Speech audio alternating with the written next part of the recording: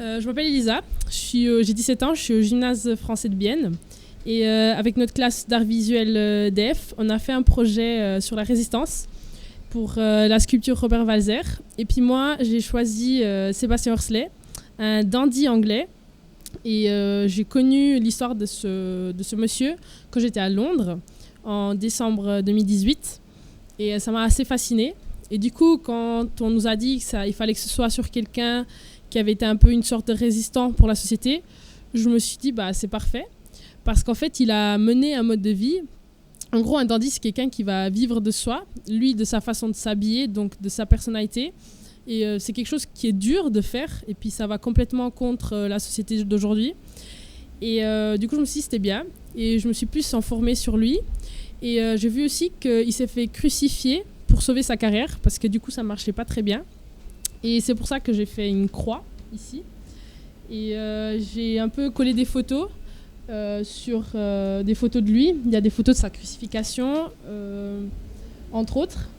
Et sinon, c'était un gars qui aimait beaucoup les prostituées. Il vivait un peu de ça. C'est pour ça qu'il y a un peu écrit bordel, parce qu'il y avait tellement l'habitude qu'il y ait des prostituées chez lui que les gens y croyaient que c'était un endroit à putes. Et du coup, il a dû mettre une plaquette chez lui pour dire qu'il n'y avait pas de putes à cet endroit. Et quoi d'autre ? Aussi, il avait un peu une obsession avec le Saint Sébastien. Son nom de base n'est pas Sébastien Horsley, je ne sais plus son vrai nom. Mais il a un peu une obsession avec ce saint qui s'est fait d'ailleurs... il s'est fait tuer par des flèches, je crois.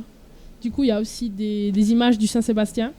Puis il y a plein d'interviews où il se compare au Saint Sébastien. Il dit que les Sébastiens, c'est des grandes personnes et des personnes qui vont forcément faire beaucoup de choses bien ou pas, mais de grandes choses plutôt. Du coup, j'ai aussi quelques trucs avec des tournesols parce que je crois qu'il aimait bien ça. Il a fait des photoshootings avec des fleurs et des tournesols en effet. Moi aussi, j'aime bien les tournesols, du coup, ça tombe bien.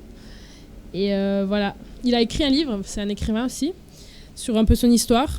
Et il a aussi fait des apparitions dans quelques films un peu discrets, comme ça. Voilà.